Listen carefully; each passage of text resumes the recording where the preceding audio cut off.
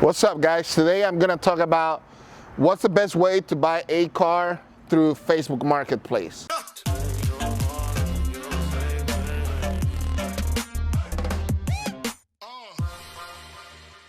I know buying a car through Facebook Marketplace is not very easy, and also a lot of people sometimes they get kind of scared of, about meeting a stranger at random places to do a transaction of car purchasing.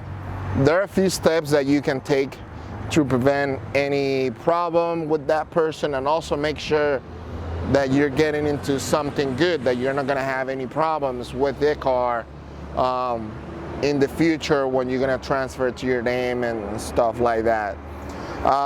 Safety wise, the first thing that I will always recommend everybody looking for a car through Facebook Marketplace, if that's a car that you want to buy and you're interested on, first, meet in public places.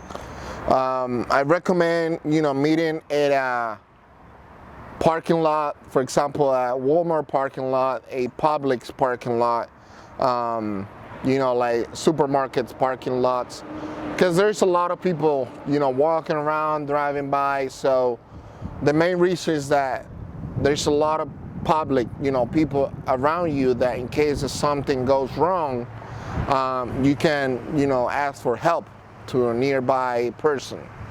So that's the first thing. Make sure you meet at a public place. Second, it is recommended to bring someone with you, a friend, a family, a coworker, because it's harder to try to steal from two people than one person only, or lie even. It's harder to lie to two people rather than one person only. So, and also if you're talking to the owner, the other person can be looking around. Maybe that person might notice something that you don't, because you're distracted talking to the owner and asking questions and all that. So that's the second recommendation. Make sure you bring someone with you that can help you during the transaction and checking out the car. Third, obviously you gotta know what the car is worth. You gotta double check the trim levels, the options, if it's got leather, if it's got navigation, sunroof. Make sure that that you're making sure that you're paying a fair price, that you're not just overpaying because of the miles, or make sure that you know what the car is worth, so you're comfortable with the price that you're paying for the car.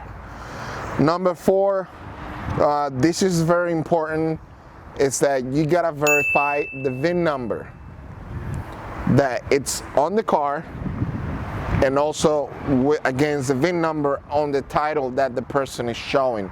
You gotta make sure it's the exact same VIN number, because if it's not the title for the car that you're looking at. Very, very simple. Just verify the VIN number.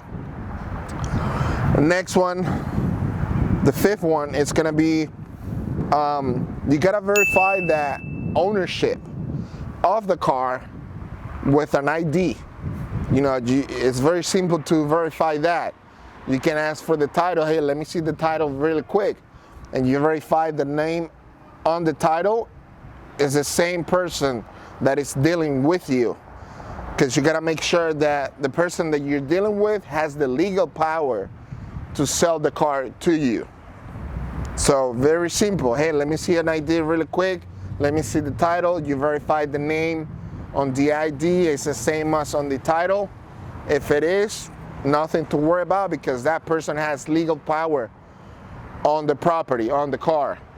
If there's another person, if there's two people on the title, you gotta double check if they're labeled as one person and the other, or as a one person or the other. If it's and, you gotta make sure that both sign the title, because the name is on Jackson and Paul, so both are the owners. If the case is or, it's just a matter of one of both signing the title. because it's either Jackson or Paul. They both can sign, but not both have to sign. It can be one or the other. So that's something very important that you gotta notice. Okay, number 6, you can ask for an inspection. You can ask if the person is willing to meet you at a local repair shop and pay a repair shop to do an inspection on the car. If it's someone, I wouldn't mind. It's a good car. Just go ahead and take it. I can meet you at the shop, and they can go through the car. That's something you can ask the seller.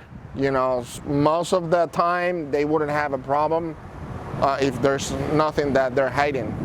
So ask for an inspection. Then obviously make sure that you test drive the car. Buying a used car from a private party, maybe cosmetic wise, it's not gonna be perfect depending on the year that of the car that you're buying. But just double check that major components are okay. Obviously that the engine is running good, that the transmission is shifting properly, that the major components for the suspensions are okay, that you don't hear any funny noises or coming from underneath. Here in Florida, it's obviously recommended to check that the AC is blowing cold, because that's something very necessary here when the weather gets pretty hot. So just test drive the car, and double check for major components: engine, transmission, suspension, AC. Double check that everything is working properly. The next one, if that's the car that you definitely want to buy, negotiate, and let's say that you both agree on a price. So ask for a bill of sale. A bill of sale is just a receipt that shows proof that you're buying the car. That's just to prevent any legal problem in the future or any liability. It's also good for the buyer to give a bill of sale, because that gives them releases any liability from the vehicle in case of an accident or something. So you can even print out a bill of sale from your house before you meet the person and just bring it with you. If you guys gonna go ahead and do the deal, just fill it out with the VIN number. Just put both of your name and the seller's name on it. If you want to put the driver license down and have both sign it, and then you can make a copy, or just snap a picture with your cell phone. Pretty easy. So that, like I said, that's just proof of that you pay for the car, that you own it, even though you haven't transferred the title, but you have a bill of sale signed from the previous owner. That, like I said, covers you in case of a legal problem. And the last one, let's say that you're paying for the car $5,000. Most people don't want to have the cash, because they're meeting a stranger, so they don't want to get robbed or something, a large amount of cash. So it is recommended to finalize the transaction at a bank, local branch. If you have Chase, my recommendation, I never go with cash. If for sure that's a car that I want to buy, okay, let's go to the Chase bank really quick, and I'll withdraw the money right there. Banks, you have security guards, a lot of cameras, a lot of people around, so you just reduce the probabilities of getting robbed, and also it gives confidence to the buyer that you're giving them legit money. So make sure you finalize the transaction at a local bank branch, just for safety purposes. So that's all we have for today.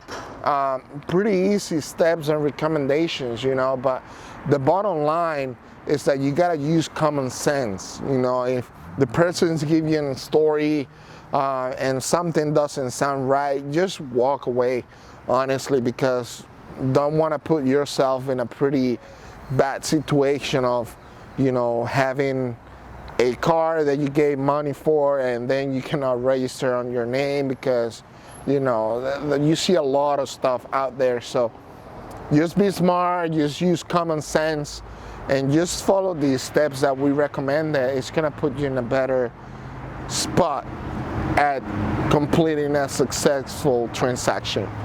Let us know if you have any other question. That's what we're here for, to help you buy a car. It doesn't have to be from us. You know, there's a lot of places you can buy a car from, such as the Facebook Marketplace. But you gotta make sure you're doing it the proper way. We'll see you guys next time. Boom.